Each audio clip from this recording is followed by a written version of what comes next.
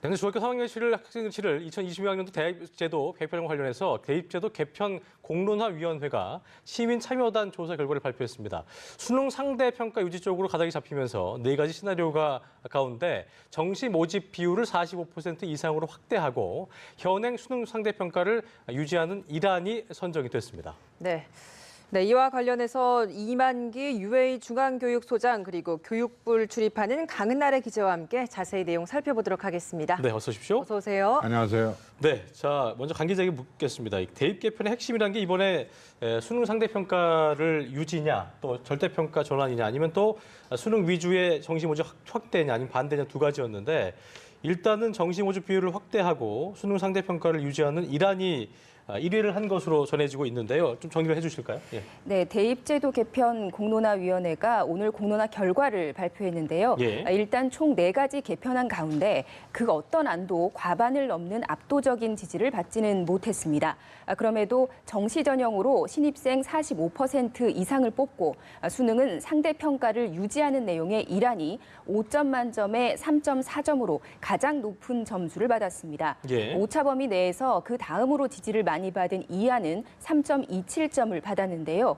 이하는 수시와 정시 가운데 특정 전형에 치우치지 않으면서 수능을 절대평가로 전환하자는 아닙니다. 쟁점별로 좀 더 세부적으로 살펴보면 수능 위주인 정시 전형의 적정 비율과 관련해서는 확대해야 한다는 의견이 82.7%로 우세했습니다. 예. 또 학생부 위주 전형에서 교과 전형과 학생부 종합 전형 중에 현행보다 학생부 종합 전형의 비중을 늘릴 것인지의 문제에 대해서는 찬반 의견이 거의 비슷하게 나타났습니다. 또 수능 평가 방법과 관련해서는 중장기적으로 절대 평가 과목을 확대해야 한다는 방안이 적절하다는 의견이 53.7%로 높았습니다. 예.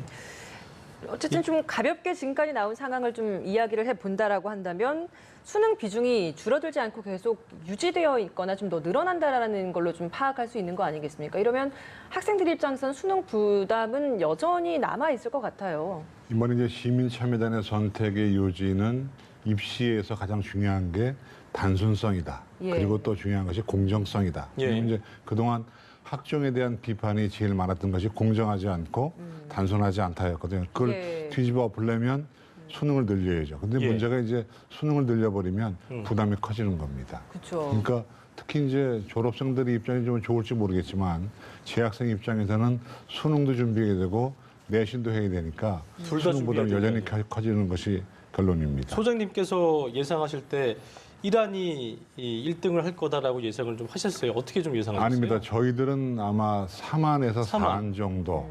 그러니까 현행 유지하거나 약간 바꾸는 건데 이번에 공론화위원회의 결정은 양극단을 결정했거든요. 그러니까 사실은 상대평가 정시 확대와 절대평가는 서로 양극단의 문제이기 때문에 상당히 어려운 문제를 결정한 것 같습니다. 예. 이게 보니까 45%로 수능 선발인원 입 비중을 높인 방안으로 봤는데 네. 45% 높인다는 것이 어떤 의미이고 또 어떻게 부담이 좀 될 수밖에 없는지를 좀 짚어볼까요? 그러니까 모집인원 전체 가운데 50% 정도를 수능으로 뽑는 건데요. 예. 지금은 한 25% 정도를 뽑거든요. 그러니까 배 25% 이상 정도. 늘어나는 거죠. 예. 그러면 사실은 수능 시험이라는 게 한 방에 보는 시험이기 때문에 네. 인생을 한 방에 뒤집을 수 있는 장점은 있지만 또 한 방에 무너질 수 있는 또 단점이 있기 때문에 그렇죠. 상당히 부담이 클 수밖에 없는 것이죠. 예. 근데 이번에 이제 절대평가를 좀 확대하고 학생부 비중을 늘리는 이안 그리고 일환 지금 뭐 가장 많이 선택했다는 일환이 앞서서 이제 굉장히 상반되는 양극의 안이라고 했는데 이게 네. 굉장히 유사한 간극을 두고 지금 일환이 채택이 됐기 그렇습니다. 때문에 이걸 일환이 제일 많이 나왔다고 이야기를 하기도 조금 애매한 상황이 되지 않았습니까? 근데 이제 양 진영에서는 사실은 공정사회라는 시민 모임 쪽에서 일안을 지지했고 전국 교직원 노동조합 쪽에서 이안을 지지했는데 아마 양 극단에서는 둘 다 인정하지 않을 거예요. 유의미하지 않다. 근데 예. 그것도 유의미하지 않느냐. 근데 사실 그건 통계적인 문제이기 때문에 우리가 뭐라고 말할 수는 없는 것이니까 예. 공론화위원회 조사의 결과를 따를 수밖에 없는 것이죠. 일단은 1, 2안 가지고 이렇게 하고 있다가 나중에 교육부가 발표를 할 텐데 네. 3, 4안은 탈락이 된 거죠, 그럼요? 탈락이 아니고요. 예. 1안과 2안을 기본적인 토대로 토대로 하되. 이제 한 2, 3일 동안 국가교육회의 안에 있는 대입특위가 논의를 해서 7일에 교육부에 권고합니다. 그 권고안을 가지고 교육부가 수용할 건지 말 건지를 또 결정하기 때문에 서로 지금 이제 공을 넘기는 상황이다 이렇게 보시면 됩니다. 네, 이제 의제 1 같은 경우는 보니까 패자 부활의 기회가 있다. 내신의 비중이 지나치게 높아진 것을 억제하는 효과가 있다는 장점을 얘기하기도 하더라고요. 그러니까 장단점을 조금 짚어볼까요? 장점 지금 이제 하자면, 문제가 예. 뭐냐면 지금 학종이 대다수고 예. 또 학생부 교육과 전형이 대다수인데 그거의 기본적인 건 내신입니다. 내신은 5학기거든요. 그리고 이제 1, 2, 3학년 쭉 가다가 한 학기만 망가지면 내신 성적이 안 나와요. 그럼 지나기 어렵습니다. 근데 이제 정시는 수능 전형은 3년 동안 고생을 했더라도 한 방에 잘 보면 뒤집을 수 있기 때문에 패자 부활의 효과가 있다. 그건 좋은 점인데 문제가 뭐냐면 이제 주입식 교육의 어떤 그 부활 이런 게 있을 수 있고 또 그동안 약간 기울어져 가던 자사고나 특목고등학교 또는 지방 비평준화 고등학교 강남 소위 8학권, 강남 서초학권의 일반고들의 인기가 다시 살아날 수 있다. 또 그동안 또 학종 때문에 교실 수업이 많이 변했었거든요. 뭔가 활동적이고 토론식 예. 그 수업이 또 무너지고 과거의 속으로 돌아갈 수 있다. 그건 또 단점이 있습니다. 예. 참 이게 보니까 말씀드린 대로 뭐 장점 중에 하나가 학생부 전형, 종합 전형을 위한 사교육비가 좀 또 절감되지 않을까라는 의견도 있는데 지금 네. 말씀하신 것처럼 또 일반 전형 같은 게 뭐 일반 학교 같은 게 좀 늘면 또 그 학군이 좋은 학교로 사람들이 몰리는 그런 현상이 좀 일어날 수도 있겠는 거네요. 우리나라의 가장 큰 문제가 뭐냐면요. 입시 제도와 사교육비의 연결 관계를 자꾸 따지는 게 문제입니다. 사실은 학종 사교육비가 내려가면 수능 사교육비가 올라가는 거거든요. 그렇죠. 항상 순서일 반비례한단 거군요. 말이에요. 예. 그러니까 그건 우리가 입시제도를 논의할 때 사교육비 논의는 빼야 됩니다. 빼고 교육적인 효과를 가지고 논의를 해야지 자꾸만 그러면 예를 들면 논술 사교육비 올라가면 또 다른 거 내려오고 서로 반대이기 때문에 그렇게 따지면 안 된다고 저는 생각하고 있는데 사교육비는 어디든 나중에 한 곳을 누르면 한 곳은 올라갈 수밖에 없다라고 보시는 그래서 거죠. 유명한 말이 풍선 효과잖아요. 그러니까 어쨌든 이안 같은 경우도 봤더니 그걸 뭐 내신 비중이 확대되면서 대학별고사 준비 같은 것 때문에 또 돈을 쓰게 될 수도 있고 이런 얘기도 있더라고요. 그렇죠. 그러니까. 절대평가가 되면 수능의 영향력은 떨어집니다. 지금 내신의 영향은 올라가게 되고 또 논술 면접 비중이 올라가게 외적인 되거든요. 부분. 그 사교육비가 또 드는 거예요. 연결 지으면 안 됩니다. 알겠습니다. 지금 사실 이런 교육 문제를 공론화위원회에 맡기면서부터 좀 논란이 있기도 했습니다. 이렇다 보니까 지금 시민 참여단의 전문성도 문제가 있지 않았냐라는 시각도 있거든요. 예. 이건 어떻습니까? 네, 지난해 신고리 원전 5, 6호기 건설재개 공론화 그 당시는 단순히 찬반을 결정하는 문제였는데요. 이런 대입제도 개편 논의는 학생과 학부모, 교사 등 다수의 이해관계자가 복잡하게 얽혀있기 때문에 합의안 도출이 어려울 것이다라는 우려가 애초부터 나왔습니다. 이달 말 대입제도 개편 최종안 발표를 불과 3개월여 앞두고 공론화를 시작했기 때문에 시기적으로도 좀 촉박했던 게 또 사실이고요. 또 수능과 학종의 비율, 또 수능 평가 방법, 수시 정시 통합 여부 같은 이런 쟁점들에 따라서 의견이 첨예하게 엇갈렸습니다. 실제로 이런 여건들 속에서 자료집의 작성 원칙을 두고 공론화 과정 자체에서 공정성 시비에 휘말리기도 했습니다. 공론화 형식에만 치중하다 보니까 의제 연구에는 좀 소홀했던 게 아니냐 이런 비판도 나왔고요. 또 이 밖에 교육 시민 단체들뿐 아니라 교육감들도 나서서 대입제도 개편과 관련해서 입장을 좀 산발적으로 표명을 하면서 장외 여론전도 좀 치열했습니다. 게다가 막판에 일선 학교에서 시험지 유출 문제가 잇따라 또 불거졌습니다. 그러면서 내신 불신이 또 정시 확대 요구로 이어지기도 했습니다. 특히 가장 많이 이야기가 나왔던 것이 전문성이 없는 시민들에게 대입 개편이라는 고도의 어떤 전문적인 문제와 관련한 결정을 맡길 수 있겠는가 이 질문이 끊임없이 나왔는데요. 이번에 결국은 이란이 가장 큰 지지를 받기는 했지만 4가지 안 중에 결정적인 하나의 안을 도출하는 데는 사실상 실패하면서 시민 참여단의 비전문성 문제가 또다시 도마에 오른 모습입니다. 다만 이와 관련해서 김영란 위원장은 시민 참여단은 전문성이나 지식의 정도에서는 전문가들에 미치지 못했을지 몰라도 우리 국민의 다양성을 그대로 대변하는 집단으로 구성을 했다 이렇게 말을 했고요. 특히 시민 참여형 조사 결과는 민주공화국의 주권자인 시민들이 충분히 경청과 토의를 거쳐서 국가 정책에 대한 의견을 제시한 결과물이다 이렇게 자평을 했습니다. 예, 네. 알겠습니다. 조사 결과를 봤더니만 중장기적으로 현행과 비교해서 절대 평가 과목을 확대해야 한다는 의견이 상대 평가 과목을 확대해야 하는 의견보다 높게 나타났다고 하더라고요. 그래서 앞으로는 절대 평가 과목을 확대하고 수능 비중을 좀 줄인 쪽으로 가닥이 잡혀갈 것인가 이 부분에 대해서는 어떻게 좀 보고 계세요? 이번에 시민참여단의 결정이 절묘한 것이 네. 현실의 문제를 인식하고 미래지향적인 판단을 했어요. 그러니까 수능 전형을 늘린다고 하는 것은 현실 문제 인식이고 네. 절대평가의 확대는 미래지향적입니다. 근데 교육부에서는 이미 수능 과목 개편을 논의하고 있고 그 개편 논의 속에 제2외국어를 절대평가로 바꾸는 방안을 이미 얘기하고 있습니다. 그래서 아마 자동적으로 절대평가 과목은 늘어나지 않을까라고 생각하고 있습니다. 그렇군요. 학교 학생들 오늘 이 결정이 나왔을 때 어떤 반응이었을지 이것도 좀 짚어봐야 될 것 같은데 어떻습니까? 네, 일단 이라는 앞서 설명드린 대로 수능 위주의 정시 비율을 현행 23.8%에서 45% 이상으로 확대하는 게 골자인데요. 2월 인원까지 합한다면 한 50% 정도 되는 겁니다. 때문에 내신에 좀 자신이 없는 학생들 입장에서는 대입의 문이 좀 더 넓어지는 효과가 기대됩니다. 그래서 현 중3 학생들 같은 경우에 고등학교에 내가 가서 혹시나 내신에서 상대적으로 부족한 평가를 받았을 때 아까 말씀하신 대로 패자부활전을 기대할 수도 있겠다라는 측면에서 일부 반가워하는 모습도 보이고 있습니다. 예. 또 학부모들 사이에서는요, 좀 입시 부담을 좀 줄일 수 있지 않겠느냐 하는 얘기들이 나오는데요. 수시 학생부 종합전형을 준비하기 위해서 그동안 고액의 컨설팅 비용이 좀 들었었는데 이것을 좀 더 줄일 수 있지 않겠나 하는 이런 기대가 나오는 건데요. 다만 이 이란도 압도적인 지지를 받은 건 또 아니기 때문에 교육부의 최종 개편안을 지켜봐야 하는 상황이어서요. 일부에서는 정확히 어떻게 달라진다는 건지 모르겠다. 좀 더 지켜봐야겠다. 이런 이야기들도 나옵니다. 뭐 확정된 건 아니겠습니다만 일단 일부 교육 시민단체들 같은 경우는 발표 전부터 결과를 인정하지 네. 못한다, 불복할 거라는 네. 뜻을 밝혔는데 어떤 형식으로 좀 불복하겠다는 그런 입장이었습니까? 그러니까 오늘 발표를 앞두고 막판까지 이제 시민단체들과 교육계에서 논쟁이 치열했습니다. 공론화위원회가 1, 2안에 대한 지지도가 오차 범위 내에서 유의미한 차이를 내지 못하면서 향후 더 치열한 공방이 예상이 되는데요.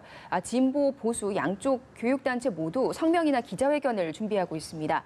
일부 진보교육 시민단체에서는 수능 상대평가 유지는 정부의 2015 개정 교육과정과 맞지 않고 이미 정부가 공론화 과정에서 중심을 잃었다고 비판을 하고 있습니다. 예. 반면 보수 성향의 교육단체 측에서는 일단 정시 비율을 45% 이상 높이고 학생 내신이 좋지 않더라도 원하는 대학에 진학할 기회를 제공한다는 측면에서는 일단 환영한다는 입장을 내비쳤는데요. 다만 아까 말씀드린 대로 국가교육회의와 교육부의 최종 결정 과정에서 결론이 어떻게 날지 지금으로서는 모르기 때문에 계속 정시 비율 확대와 수능 상대평가 유지를 계속 촉구할 방침입니다. 예. 뭐 만약에 이제 지금 가장 많은 비중을 차지했다는 이란대로 간다라는 전제 하에 좀 이야기를 해본다면 그렇다면 2022학년도 대입을 준비하는 중학교 3학년 학생들 내신보다는 좀 수능에 더 방점을 두고 준비를 해야 된다 이렇게 보면 되겠습니까?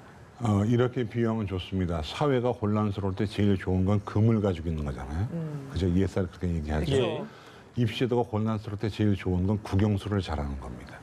내신이든 수능이든 국영수 도구 과목이 탄탄하면 예. 어떠한 제도의 흔들림에도 그냥 버틸 수 있습니다. 기본적으로 이제 메인이라고 하는 그 주류 과목들, 이 과목들 국영수를 잘하는 것이 중요하다. 그렇습니다. 특히 국어, 영어, 수학은 도구 교과이기 때문에 예. 그걸 잘하면 다른 과목도 잘하게 돼 있거든요. 국영수를 잘하는 것도 중요하긴 하지만 사실 요즘 좀 복잡했던 것이 학생부 종합전형 부분들이 있었기 때문에 다양한 활동을 해야 해서 아이들이 좀 혼란스러웠잖아요. 그게 이제 그런 어느 한쪽으로 부분보다는 정리가 수능을 좀 더 되겠죠. 잘해야 되는 것인가 이 부분에 그러니까 대한 여쭤. 만약에 이란대로 간다고 치면 예. 수능의 위력이 더 커지는 겁니다.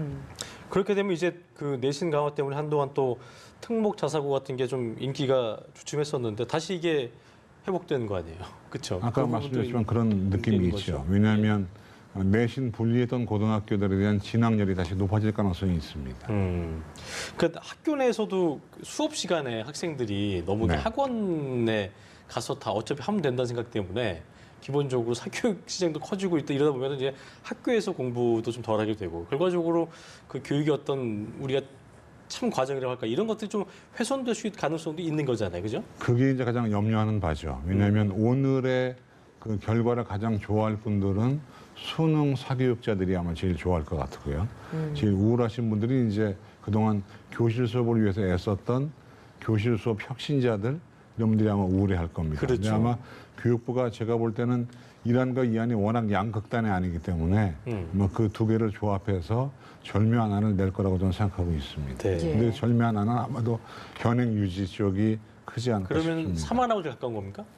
그러니까 아마 지금보다 정시가 좀 늘어나고 학생부 교과가 좀 증가가 하면서 논술과 특기자가 주는 그 애당초에 얼마 전에 그 차관께서 각 대학에 전화했던 정시를 약간 늘려라.